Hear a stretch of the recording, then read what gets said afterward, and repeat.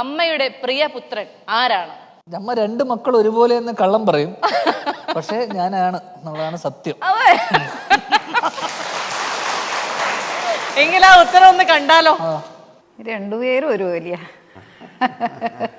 അച്ഛന്റെ ഞാൻ പറഞ്ഞത് കറക്റ്റ് അല്ലേ? അതെ അതെ, അങ്ങനെ തന്നെ അമ്മ പറഞ്ഞു. അമ്മയ്ക്ക് അങ്ങനെയാണ്. അമ്മയ്ക്ക് എന്ത് മക്കളില് പ്രിയൻ എന്നൊന്നും ഇല്ല കേട്ടോ. അങ്ങനെ ഇപ്പൊ സ്വന്തമായിട്ട് അത് എടുക്കണ്ട. രണ്ടുപേരും ഒരുപോലെ തന്നെ. അത് അങ്ങനെയാണെങ്കിൽ അച്ഛന്റെ പ്രിയപുത്രൻ ആരാണ്? എന്തെങ്കിലും മറ്റേ കുനിഷ്ഠ ഉത്തരം പറഞ്ഞാണ്. ആൻസർ പറ. ഏതാ ആൻസർ പറ. എന്തായിരിക്കും അച്ഛൻ പറഞ്ഞത്? അവരെന്റെ മക്കളായിരിക്കില്ല എന്ന് ചിലപ്പോ പറയും. എവിടെ ഒന്നും പറയാൻ പറ്റില്ല. എന്താ ഉത്തരം കേട്ടോളൂ. രണ്ടുപേരെയും പൂർണ്ണമായിട്ട് പ്രിയപ്പെട്ടതായിട്ട് തോന്നിയിട്ട് തുടങ്ങിയിട്ടില്ല. പൂർണ്ണമായിട്ടും അല്ല, ഇതിൽ കൂടെ ഇങ്ങനെ മനപ്പൊരുത്തം ഉണ്ടാവുക അല്ലെ? അതെ, അവര് പറയണത് ഇത്രയും കൃത്യമായിട്ട് പ്രെഡിക്ട് ചെയ്യാൻ സാധിക്കാന്ന് പറയുന്നത്. എത്ര കാലം ഞാൻ അച്ഛൻ്റെ അമ്മയുടെ കൂടെ എത്ര കാലമായിട്ട് അച്ഛനും മകനും ആണെന്നാണോ?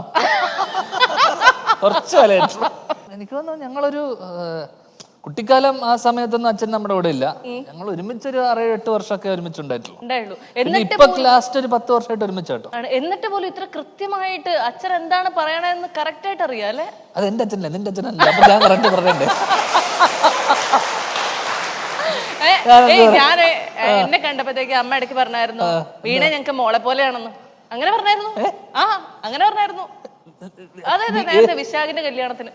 വീണ ഞങ്ങക്ക് മോളെ പോലെയാണോ? അമ്മ വീണെടുത്ത് കിടന്ന് നല്ലോണം ഉരുളും. അമ്മ ഇനിയിപ്പൊ ഞാൻ പറഞ്ഞ പലതും കള്ളമായിരുന്നു പറയുന്നുണ്ടാവുമല്ലോ. ഞാൻ പറയുന്നു, അമ്മ പറയുന്ന പലതും കള്ളം കേട്ടോ, വിശ്വസിക്കരുത്. എങ്കിൽ മറ്റേ ആ വിവാദപരമായ കാര്യം നമ്മുടെ ഇന്റർവ്യൂവിൽ തന്നെ കഴിഞ്ഞ ഓണത്തിന് ഞാനൊരു പൊറോട്ട കഥ പറഞ്ഞു. അച്ഛൻ ആശുപത്രി കിടന്നപ്പോ അമ്മ ചോദിച്ചു പൊറോട്ട വേണമെന്ന്.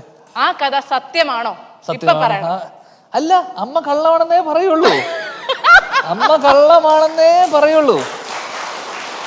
അമ്മ സത്യം ഞാൻ പറയുന്ന ഒക്കെ കള്ളമാണെന്ന് പറയാൻ വേണ്ടി മാത്രമാണ് നിൽക്കുക. എനിക്ക് കള്ളം പറയേണ്ട കാര്യമില്ല എന്നുള്ളതാണ്.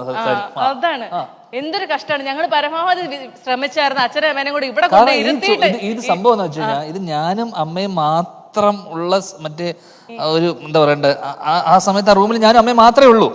അപ്പൊ ഇത് പുറത്ത് ആരും കേൾക്കുന്നുണ്ടോ എന്ന് പോലും രീതിയിലാണ് അമ്മ പൊറോട്ട പറയാന്ന് പറഞ്ഞത്. അത്ര പോലും ഇതിനൊന്നും തെളിവില്ലാതായി.